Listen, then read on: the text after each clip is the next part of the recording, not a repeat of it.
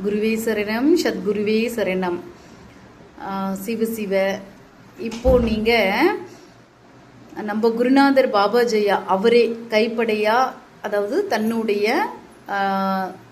சொல்ல அவருடைய மாணவர்களுக்கு கொடுக்கும்போது அவருடைய அந்த கை கருவியாக இருந்து சொல்லப்பட்ட விஷயம் என்னன்னா தனிமை.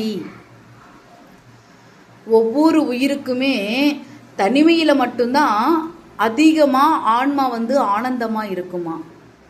ஆக நாம் எல்லாருமே தனிமையில் இருக்கும்போது நம்ம ஆன்மா ஆனந்தத்தை உணருமா, அடையுமா. ஆனால் தனிமையில் இருக்கும்போது மனமும் எண்ணங்களும் அதிகமாக நமக்கு வேலை செய்ய செய்ய இந்த ஆன்மா துன்பத்தையும் துயரத்தை மட்டுமே அங்கே அனுபவிக்குமா. ஆக மனதை முதல்ல நீங்கள் அடக்கி ஒடுக்கி எண்ணங்களை குறைத்து தனிமையில் வயப்படும் போது உங்களுக்கு உங்கள் ஆன்மா ஆனந்தத்தை எட்டும் அப்படின்னு ஐயா சொல்கிறாரு. குருவே சரணம், சத்குருவே சரணம், குருவே சரணம்.